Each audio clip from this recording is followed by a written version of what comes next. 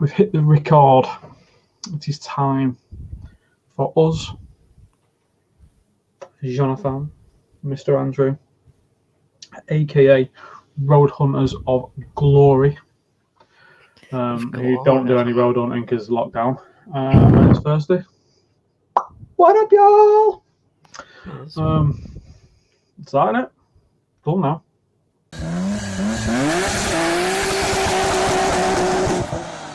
That's it. Got me cat here. As always. Cat update. Started eating his fucking hair and skin again, but seems to have stopped. Went had a cat update for a while, so you know. They haven't, because he hasn't been in fucking combs of shame and all shit on the tablets. But yeah. Shall I start then?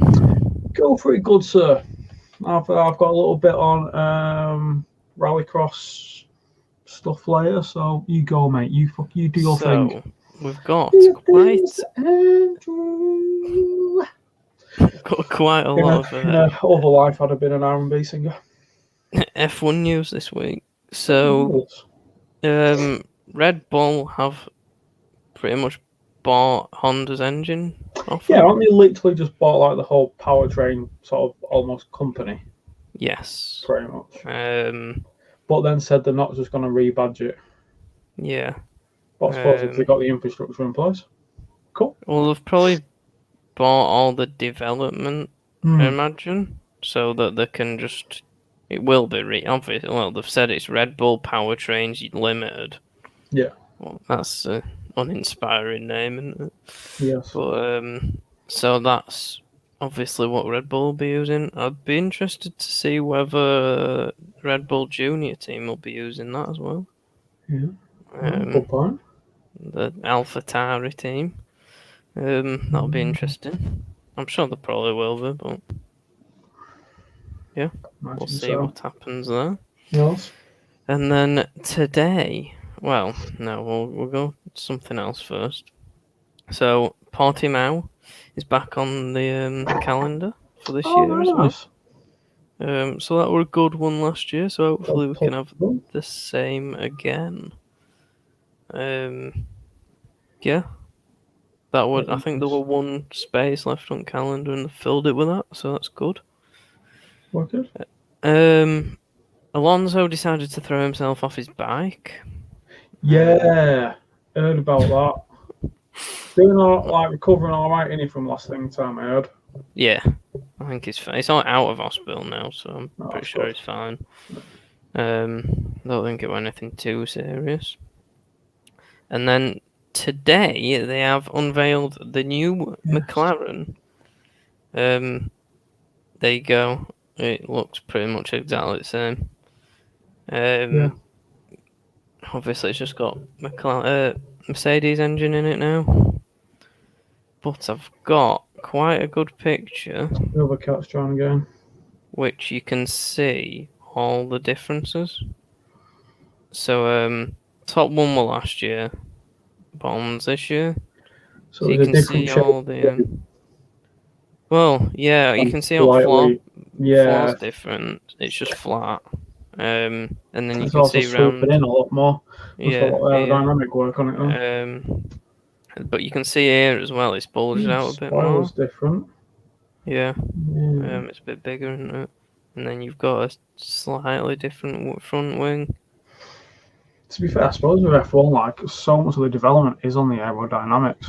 Oh yeah. They are so ridiculous at the downforce. Well, you even see it at practice in nearing end of season. They'll still have I don't know what it's called, but the paint that they put on, and they'll put it in certain bits at car where they've got the new upgrades, just to see where the paint goes. It's like the easy way of testing aerodynamics, I guess. Cats don't know what they're fucking doing. One's coming in, one's coming out. Both of them are coming now. One's sniffing the other one's ass. Lovely.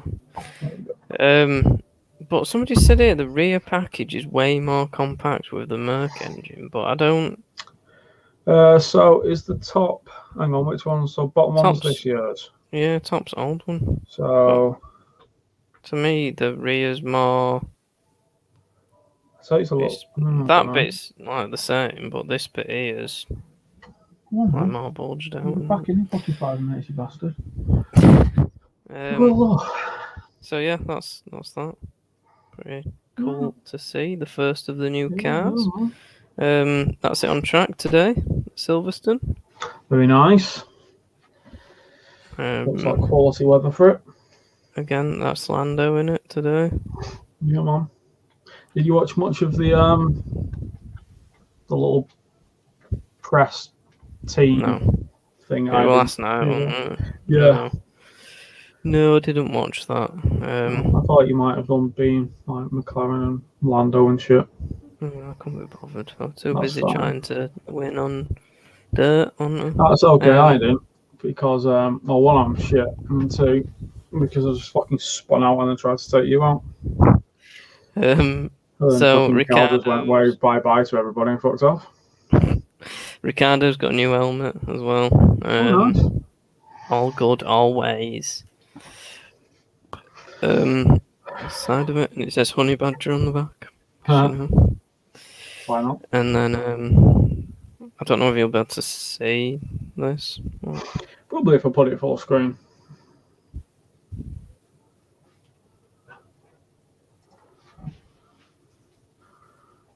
It looks right, doesn't it? It's pretty much the same as last year, isn't it? Yeah. I don't know. I struggle to get excited over F1.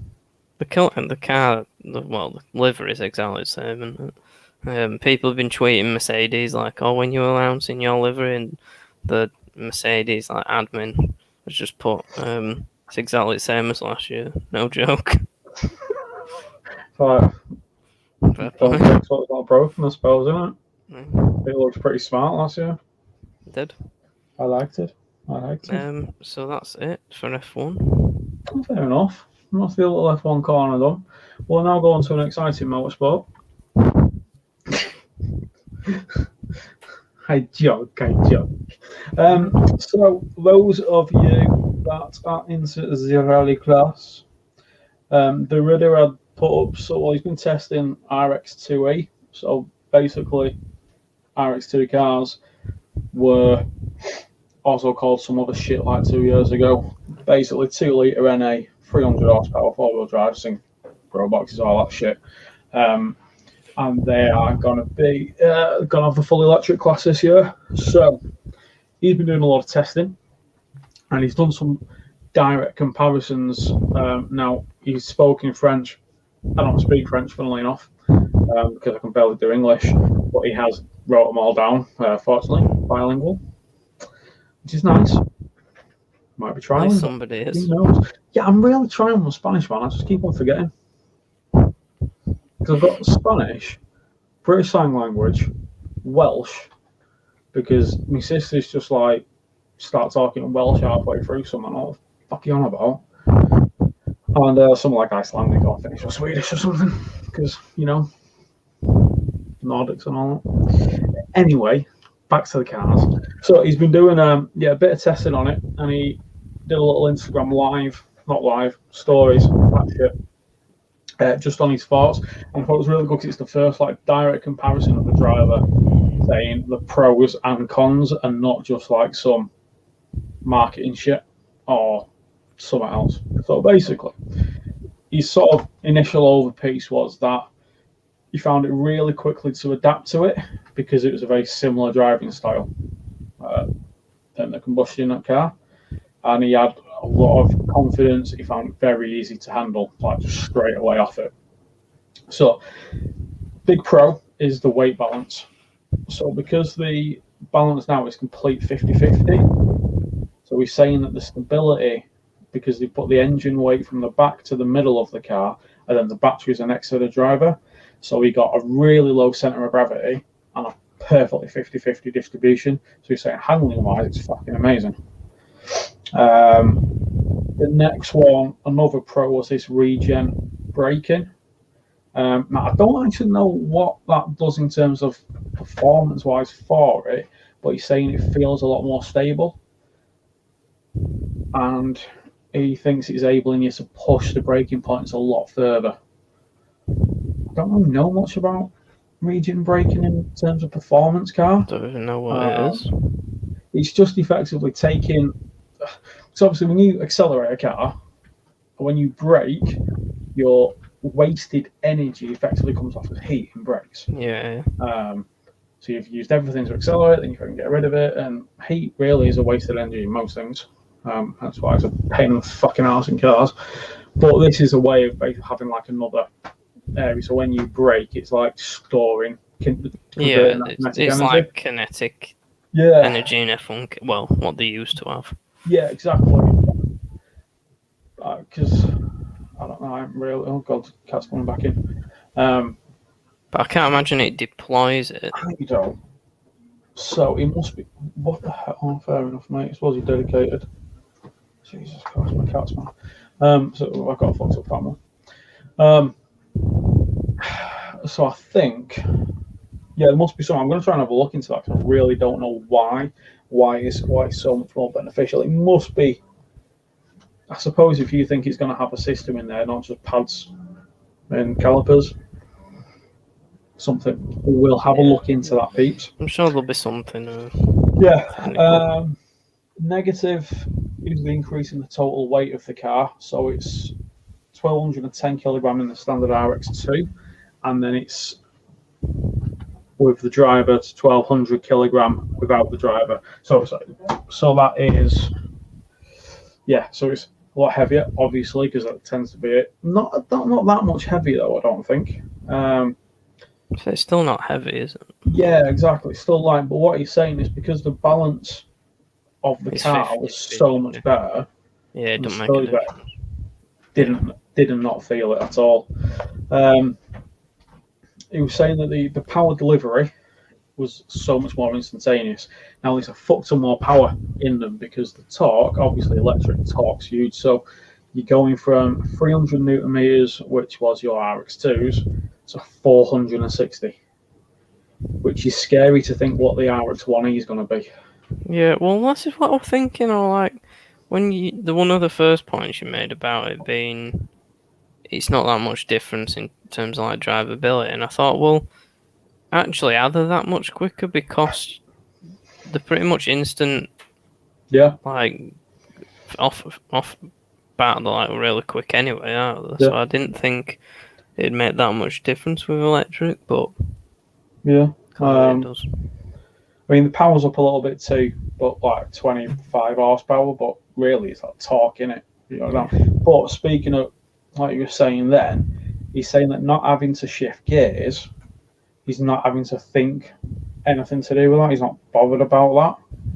So he's not having to focus anything on that. He's more focusing on, gaining precision, efficiency. Are they all automatic? No, the generally electric motor, because it can spin so much higher. The rev. Yeah, so I think the Project E's have 2 gears. Right. And a lot of them have like 2 gears and like a launch gear, but you don't even really need to use them most of the time. I know in conversion cars, people generally keep gears in, but just put it in one, more to get the gearbox working, because it's just easier when you're retrofitting. Yeah. But yeah, don't because if you think though, an internal combustion engine, they're epic. Efficiency-wise, they're pretty shit. Yeah. And you have to do so much in the gearing to get the speed up. Yeah. You don't have to do that with electricity.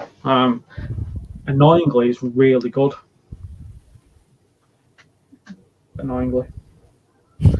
And also what he was saying there, you're not having like power cuts, because as well, if you think as well with them such highly tuned NA engines, or even in the RX1s, you've got that power band. So if you drop out of that and bog, you're not going to have it, 'cause it's just fucking backup power, you know.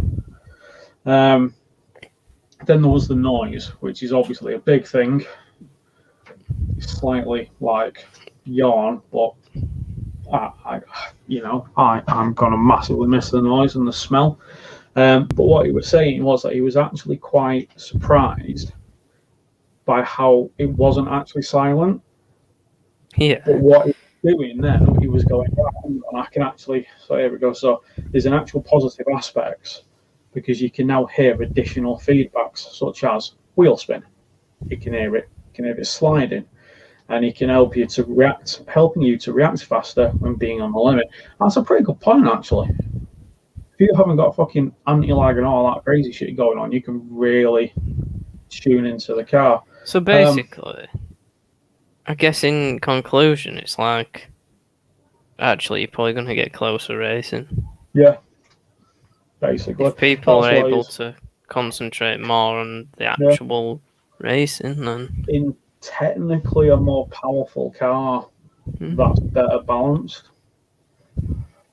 And his conclusion was, positively surprised by the car, great performance, precision, and efficiency.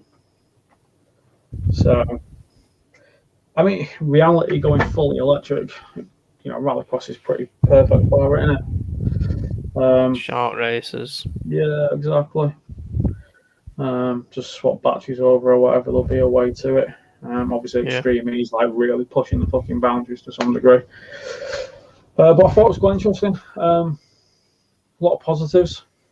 I think really, the main aspect from a spectator's point of view is sound and noise. Oh yeah, which, definitely. From a driver's point of view, I get exactly what he's saying there. From a spectator's point of view, don't really give a shit.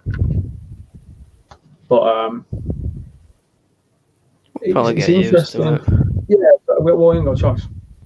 It'd be nice not getting deafened, won't it? I guess. But... No. I mean, being covered in, but